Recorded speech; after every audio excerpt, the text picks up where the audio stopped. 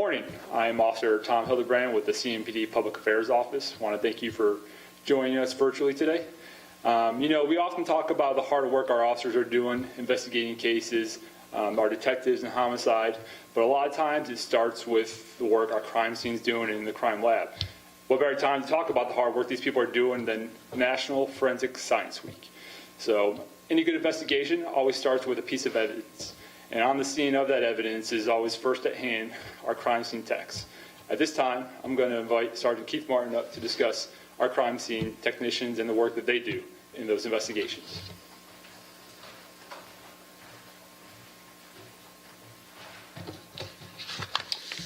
Good morning. Just a little bit about the crime scene unit and how we operate here at CMPD. We are made up of all civilian, non-sworn staff. We have 28 investigators, 6 supervisors, and 1 investigative tech that make up the team. They play an important role in all criminal investigations that have a forensic component. So when patrol responds to a scene, they secure it and they put in a crime scene call. Kind of what that looks like for us is in 2020, we answered 9,600 crime scene calls.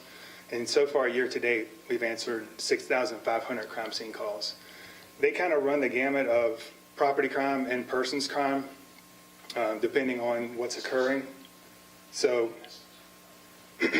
excuse me. So, for the property crime side of the house, what we'll run is crimes, larcenies from auto, stolen vehicles that have been recovered, houses that have been broken into, commercial burglaries, and from the persons crime side of the house and the violent crime side of the house, we'll respond to serious assaults, assaults with a deadly weapon, robberies, sexual assaults, homicides, and any death investigation that homicide is going to respond to, suicides, overdoses, and baby deaths. For this year, without going into specifics of the cases, I can say that there have been 2 homicides this year that the crime scene unit has responded to.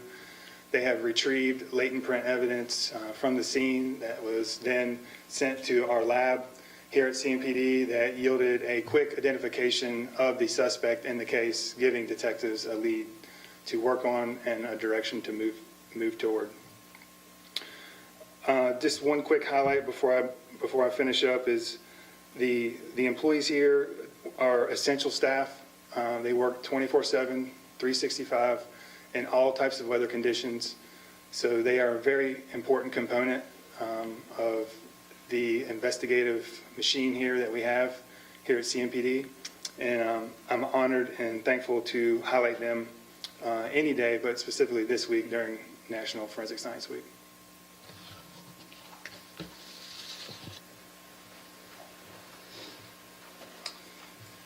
Thank you, Sarge. To echo his point, it's just more than this week that we want to reinforce the good work that they're doing. Whenever we have that piece of evidence, it's also then passed to our crime lab. Here, we are lucky at CMPD to have our own crime lab, and at this time, I'm going to invite the director of that crime lab, Matt Mathis, to make a few remarks. Matt?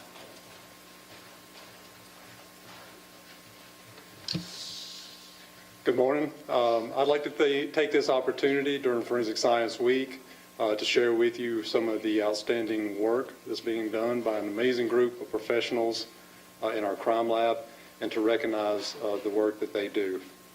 Currently, we have 36 staff members in the crime lab. These professionals are hardworking, talented, and very dedicated to their job. The group is made up of scientists, technicians, and support staff. Our scientists are each specialize in one or more areas of forensic testing.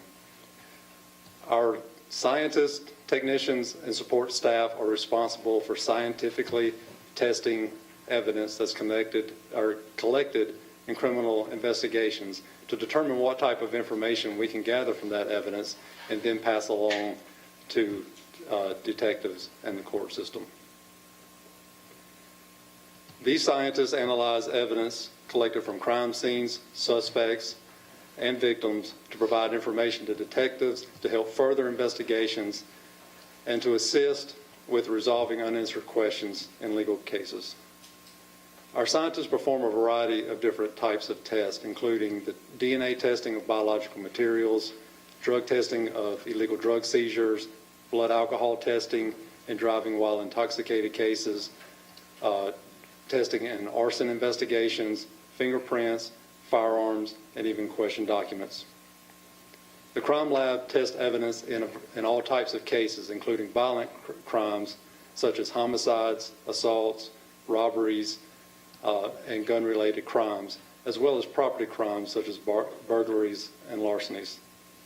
In 2020, the crime lab tested over 20,000 individual evidence items from 4,700 separate criminal cases. So far in 2021, the crime lab has tested over 10,000 individual evidence items from just over 2,600 separate cases.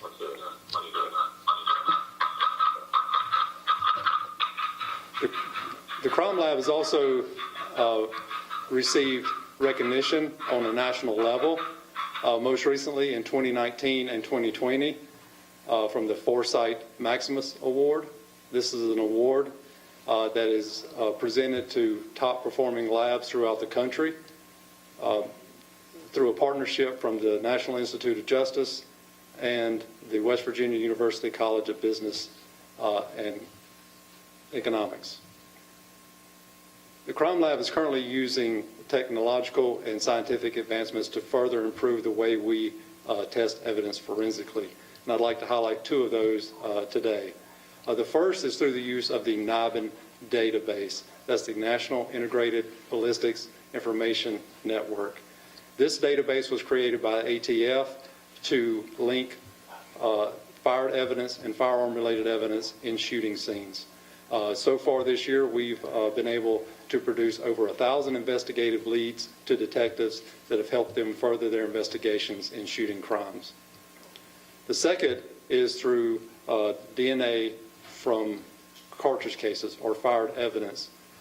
We now have the ability to test DNA from fired evidence that's collected at crime scenes. This evidence is really changing the way that we're looking at testing evidence from crime scenes, especially in those shooting cases. I'd like to finish today by saying a quick thank you to Sergeant Martin and the entire crime scene search team for the hard work that you guys do. From the crime lab, we'd like to say that we really appreciate the hard work that you do, and thank you for your partnership in CMPD. Thank you.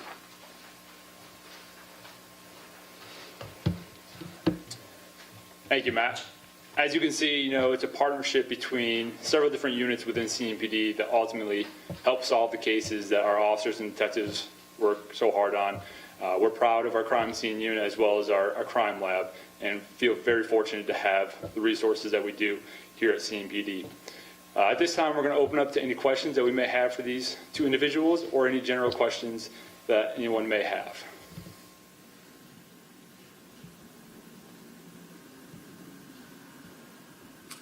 Any questions? If you would, just raise your hand on the WebEx feature so we know that you have a question. Lana Harris with WCNC, go ahead.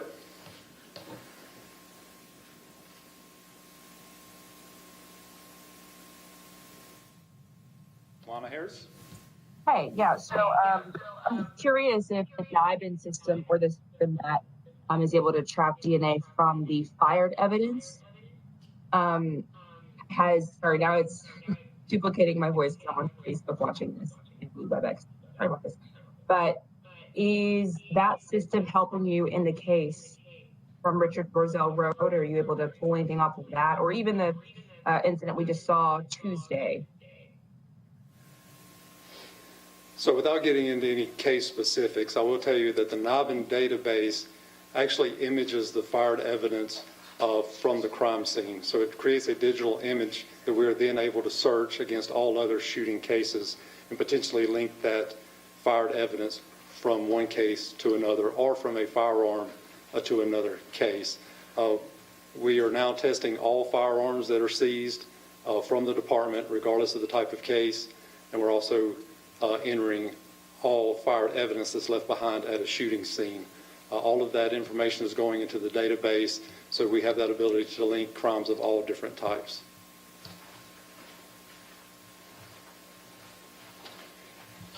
Our next question is from Jesse Ullman, Fox 46.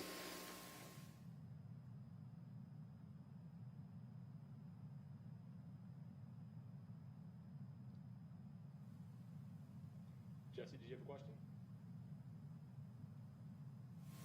No? Okay. Anyone else have any questions for today? Hey, can you guys hear me? Yep, now we can hear you. Go ahead. Yeah, we're having some audio issues. Yeah. We can hear you. Go ahead. Yeah, here. Okay.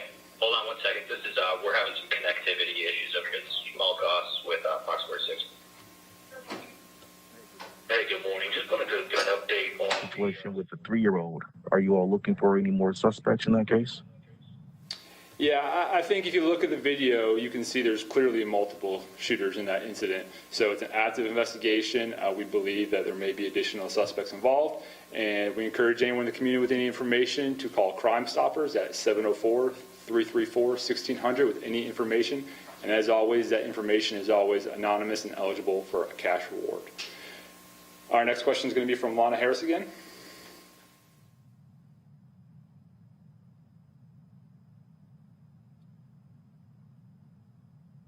Lana, do you have another question? Hi there. So do you guys think that the shooting from East Independence Boulevard and Richard Roselle Drive, is that connected at all? Are they the same people? Are there schools involved in the same way for this East Independence Boulevard shooting? You know, I don't know if there is any direct connection between those two cases, but with any investigation, that's always in part of the process of determining if there is any possible connection. So at this time, I do not believe so, but that is something that becomes apparent. We will clearly make that known in the future release about that case. Next question is going to be from Tina Quizon.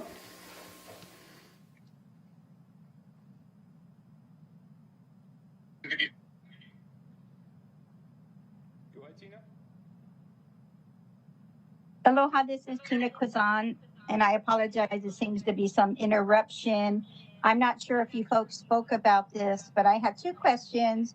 The first one is, what is about the NFL using on-duty CMP resources since it's not an emergency service? What is the policy that allows for the use of on-duty CMP officers to be used for entertainment security? And can I get a copy of that policy? Also, the second question is, what are the effects to the budget, and what are the future plans to address the use of on-duty CMP officers for entertainment security as needed last game for the Panthers? Thank you.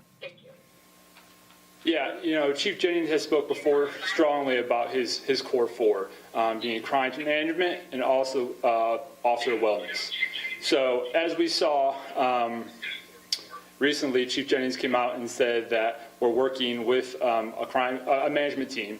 It involves CFD, the city, CDOT, to see where we can improve on this. Obviously, some changes have to be made. We're looking into what that is. You know, we're not ready to put that out there yet. But it's important that we do have to manage incidents in uptown or on the stadium and also on the community. So we're very careful in making sure that everything is staffed and we're properly taking care of our responsibilities as officers, as well as taking care of our officers and making sure that they have the time off they need to do the job that we're asking them to do. Jesse Allman, did you have another question?